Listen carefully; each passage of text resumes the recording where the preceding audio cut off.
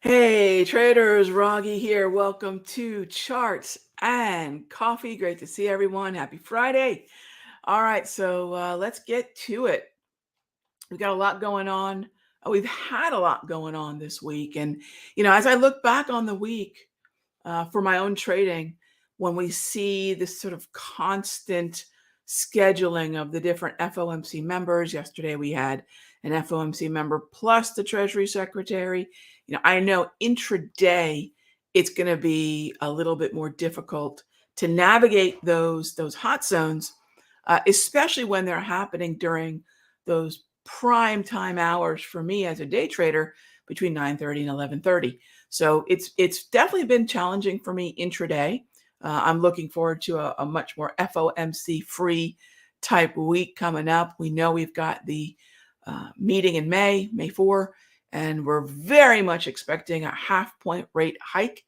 And that means that the market's going to have plenty of time to discount that, but also plenty of time to worry about, how many more hikes are coming as the Federal Reserve is trying to basically out-hike inflation. And even with, say, a goal, like Bullard pointed out yesterday, of, say, 3.5%, that's not going to slow things down. So for those of you that are wondering, am I still playing the inflation trade? I absolutely am. Am I still pretty much not caring at all where the broader averages are going? Do I want to be basically free of, what's next for the NAS, or what's next for the Dow, or what's next for the S&P? 100%. If you checked out yesterday's free video, you know that I think there's a lot of very cool trends that are, as I kind of viewed them, hidden in plain sight. They're not the things most traders are going to talk about. And they're going to exist in the corners of Australia and Brazil and Canada. They're going to exist where we can break down an index into the individual sector, and then the sector into the individual stock. And that index sector stock approach, finding the outperformers within the ETFs, that is what I teach you all. That is what I specialize in. That is the way that we build watch lists. We do it old school. And I know a lot of you have been telling me, Rog, I've been doing that, and it makes so much sense. And it's making my life so much easier to be looking at a pretty familiar group of stocks week in and week out. And I completely agree. So with that being said, as always, this show is about your questions. So let's jump on in. Hey there, Julian. Can we take a look at this 6N? Love it. So 6N New Zealand dollar is not usually a super liquid ETF. New Zealand is a commodity or commodity export driven currency. You can also look at the, what is it, EW NZ? I'm trying to remember what the MSCI, what a mouthful, iShare is for New Zealand, but their main export is dairy products, milk, fat, etc. So definitely it's going to benefit from the inflationary trend that we're seeing. The New Zealand dollar itself, I'd probably say mainly because of the relationship back to the US dollar and the strength of the Australian dollar. And both of them tend to move pretty well together.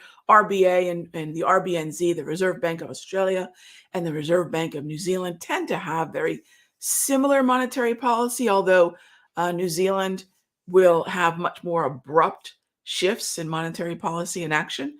But nonetheless, they tend to track very similarly. Both of their number one trading partners are China. So they're pretty similar. That being said, technically, I would say focus on the Aussie. But yeah, it's hard for me to say don't buy dips in the New Zealand. But the fact that it's still doing battle with the 200 would tell me, hey, be careful. But, clearly it is buyable. Thanks for the question. Thanks for the currency question, Julian. I appreciate it. Good stuff. All right, next up is, hey, RF, am I crazy to think CL could be making a bearish 1, 2, 3? No, no, not at all. Not at all. So let's take a look here. Zoom in a bit. Take a look at what we're dealing with. So let's grab the pattern here. Higher high to minor high to minor low. Retracement. Right, we're looking for a break, really, of this Darvis, and really of this. Gosh, I would even add the point of control in there. So there's your pattern. And the next question, and I don't know how long it's taking. The next question is, how long is it taking? And that might be the issue. Yeah, it's too big. It's a little big. So RF, I like my 1, 2, 3 reversals to be a little bit tighter than this. This is just simply taking too long. However, to your point, we have a neutral market, and if we are going to see a short, what the neutral market sans the 1, 2, 3 is going to create is not a short through the floor. I don't like to do that anyways, right? It's going to be a short off resistance.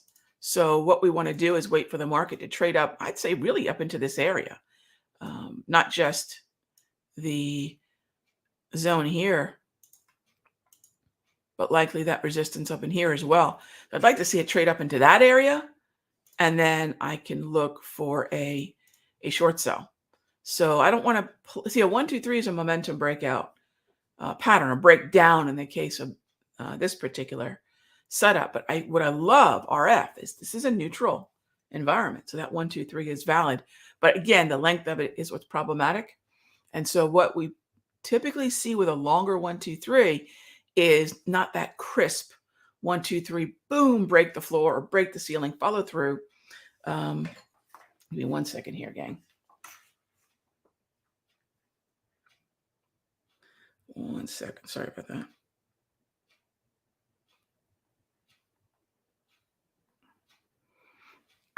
Okay. So what we're going to get likely is more of a distribution back and forth. And that's where, we want to focus on, say, the slow stochastic happening in that neutral yellow trend, and then just play the overbought, oversold.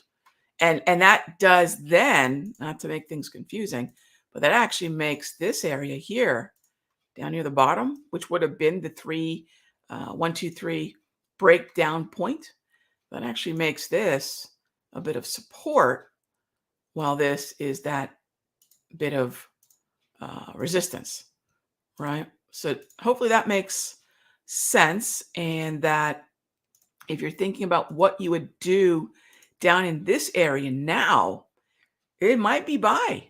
It might be a low reading, low 20 reading on the slow stow at support, point of control below, and it actually might be a buy based on where we are. Now, as we move higher back up into the range, we hit a target, hit another target, and then in that area, we start thinking about fatigue and the market sinking back down into the range. So great question. Very cool question. And again, when they take too long, those 1, 2, 3s take too long, that momentum sharpness isn't going to be there. And we start to just treat it as if it is what it is. It's a distribution market environment. That's slow stochastic. That's overbought, oversold. So good stuff. Good stuff. All right, Alan, I got into BKR. Yeah, this was on our outperformance watch list. This was on our watch list where I pick apart the structure of the sectors, find the individual stocks within them. And BKR was one of the setups that was in there. You grabbed that. Okay, cool. How would I figure my first target? So I would actually focus on 37.40. And if you're going to see upside, it's likely going to be, we really need to take out, yeah, let's move this around. We really need to take out 36.40. So basically, you can see all that action in this area. So I'd keep an eye on that as resistance. That's going to be a little problematic. But then I would actually treat the 37.40 level up in here as your target. All right. But those are your two obstacles to the upside as we look at BKR trending higher. And that's a nice setup. We still have our COP trade. I've got a point of control overhead that we're going to have to duke it out with.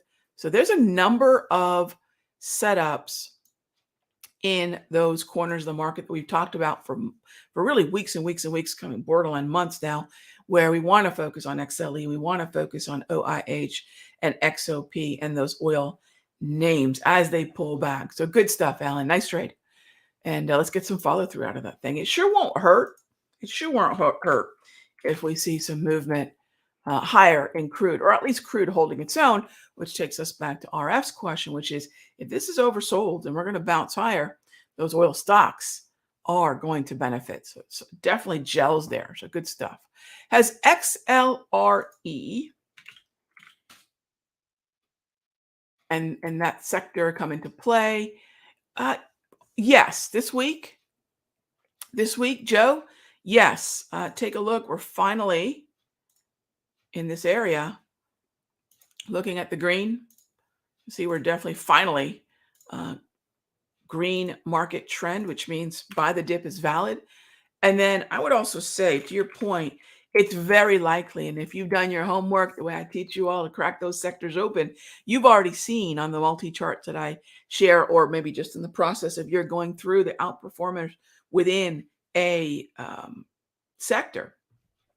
You know that one of the things that we consistently look for is, are there any individual stocks that are behaving in a way that's better than the sector? Is an individual boat looking better than the tide?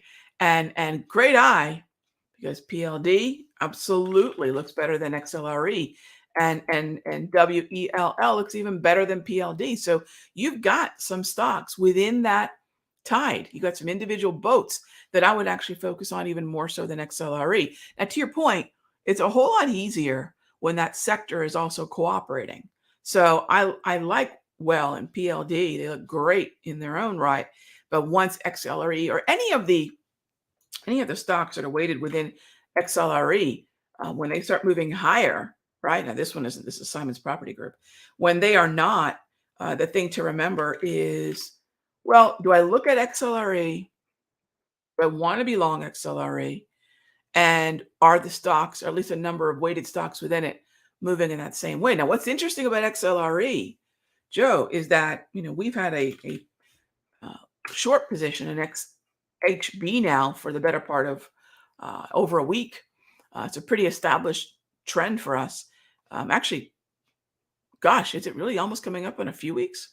Wow, gosh, time does fly. So it's interesting that when I look at XHB and ITB, I'm still looking at short the rip. But XLRE, especially those names that you mentioned, yeah, those look really, really good. Those look really, really good. I mentioned I just saw that there. Not as good as well in PLD. Yeah, good stuff. All right, moving on to, hang on. Next question.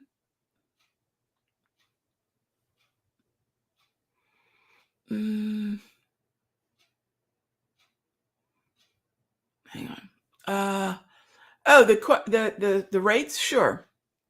So the question is, forgot the Fed interest rate. Sure, it's Google CME FedWatch FEDWATCH tool, FedWatch tool, and it'll bring you up the target rate probabilities chart.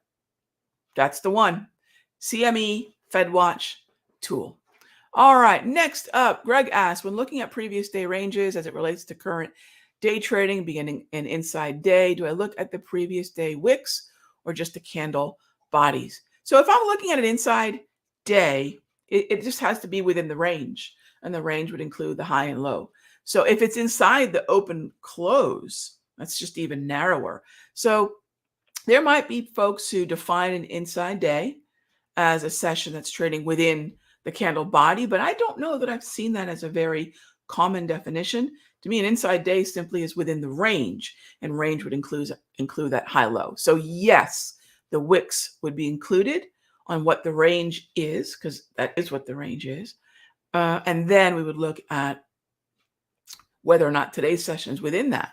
Now, if you did want to have a slightly more defined or discerning way of looking at what the range is within an inside day, one thing you could do is look at volume. We talk a lot about volume in the room. We talk about, if I'm looking at, say, the S&P, I can look at intraday volume. I could look at 5-minute volume and just see where those ledges are, and maybe see if that further supports the previous session's high-low range, and whether there was actually some conviction, some opinion, some size near or at that higher low. So there's a lot of things we can do to add more depth to what is a surface level analysis. Price is always in the surface. It doesn't mean I don't mean surface as in shallow or not valuable. I mean surface as in just the top. And then below that, there's more and more and more. So price, volume, volatility, time, and the other three are going to be found under the surface. So price is what we see first. Then we want to say, well, what's behind that price? So good stuff. Mike R. All right, what do we got here? What would be targets on RTX and LMT? I am in both of these. So Mike, in our room, in our Sector Secrets Mastery, which I love, we have a very active community of traders talking to one another, setting up trades with one another. Even if there are trades that I'm not going to send out as an alert, they'll ask me, hey, Rog, do you like this? And this was one of the questions. One of our members said, Rog, do you like the potential for this trade? I said, hey, you've got a double green market pulling back into the wave. One of the main reasons that I would not send this out as an alert, and this is what I make clear to members, is it's a little on the spendy side, right? It's a little spendy. It's a little expensive. And so if we're going to scale in at an aggro, a moderate and a conservative level, this particular entry would have been a little bit out of reach for a lot of traders. But this is why I love having this this cooperative, positive, open chat within the Sector Secrets Mastery Room. We have a number of traders that are long RTX, and that's awesome. We're going to see a slightly higher high here today, but it follows the criteria of what we do. Follow the structure of the stock. Is that stock a relative outperformer within that sector? So good stuff. Target wise, I would say really yesterday's move to that 101.70 area was a good place to scale out, especially with a move like that. And then I'll be looking to about 103. 103 would be a great place to maybe start trailing a stop or scale out again. And then, of course, if we haven't scaled in or trailed by the time we get to about 104, 104.20, we've got to do that by then. And again, what's the difference between a target? A target is an upside level. Think of it as a finish line. You cross the finish line. A trailing stop is more along the lines of protecting unrealized profit, and that is more akin to a safety net. So love that. Now, the other one was what? LMT. LMT, if you're long LMT, now, unlike RTX that just pulled back this week, LMT pulled back on March 29. But if you're in that one this morning, I would scale out. I would not get flat. A lot of traders get flat. We have a monster trade going on CCJ. We sent this out yesterday. We've only scaled out, right? We didn't get flat because what happens is when traders don't know, a lot of new traders don't know to scale in and scale out because it's really an old school thing. I know a lot of you probably say, yeah, Rog, I scale in and scale out. And if you're not doing it now, think about how you can include that in your approach, into your trading plan. We're not flat CCJ, so if it keeps going, we won't have to chase it at higher highs, which is what, unfortunately, Momo traders will be reduced to. We'll just scale out as the trade moves in our favor. So LMT is a really great example, sort of echoing where we are in CCJ right now, which is, scale out, pay yourself. Look at those candle bodies. Scale out, pay yourself, move the stop to break even, and then let's see how much higher is high. Enjoy the ride. Nicely done on that one. Yeah, good stuff, Mike. Very good stuff. Well done. Beautiful structure. If you bought the dips, absolutely great. The best way to manage risk, the best way to keep cost within, ideally giving you an edge is a directional debit, directional long call Trader, so beautiful. Very nice. Um, let's see. How do I display a tiled list of all? Oh, it's just a layout, Chuck. It's just a 12 chart layout within TOS. So it's just just like you can have 2, 3, 4, 5 chart layouts. It's just a layout. It's a custom layout. Right. Let's see. Next up, is the screen out of focus or is it my eyes? Lauren, I'm not sure. I am not sure what you all are seeing on your end. If it is blurry, I apologize, but I think we're streaming all right. We should be fine. I always, you know what I always do? If you're ever having issues, and I do this too. I do this in the room from time to time. If you're ever having issues with your internet, check your speed. See how the download's going right now. I know that upload and download is, we want to always know where we are. So I always try to check what my internet speed is doing, upload, download. And then I know if I'm seeing slower action on my platform, if I'm seeing slower action on a video, at least I can start to troubleshoot it. So that's how I like to do it. Yeah, we need to do these things, right? As traders, is our platform operating on the best highway of internet that we can give it? All right. So, gang, as always, gosh, that 20 minutes flies by. As always, thank you so much for joining us for Charts and Coffee. Caffeinate and dominate. It's been another great week with you all in the mastery here in the Charts and Coffee show, in the futures room and the options room. So thank you for being a part of our simpler trading community. Remember, I will see you all for our Ask Me Anything session, which is now a 90-minute session. So I'll see all you in the futures room and in the Sector Secrets Mastery at 2:30 Eastern today. So we have a 90-minute Ask Me Anything. Think of it as Charts and Coffee on steroids. So if you haven't joined me yet in one of those services, please do. I would love to see you there. And in the meanwhile, our next show right here at the Simpler Trading YouTube channel is our Sunday Notes. If you are looking for a great way to kick off the week, that is it. 6 p.m., 6 to 6:30 Sunday evening, right when those markets are opening. If you're a member of any of our simpler rooms, options, futures, my master, I send out my weekly notes. So you have my weekly plan. What am I looking at? What are the hot zones? What are the sectors that we're watching? What are some of the macroeconomic factors that I'm watching? I send out my notes to members each and every week. If you're a member, it's included in your membership. And so I'll see you there for that show. Gang, as always, be good to each other.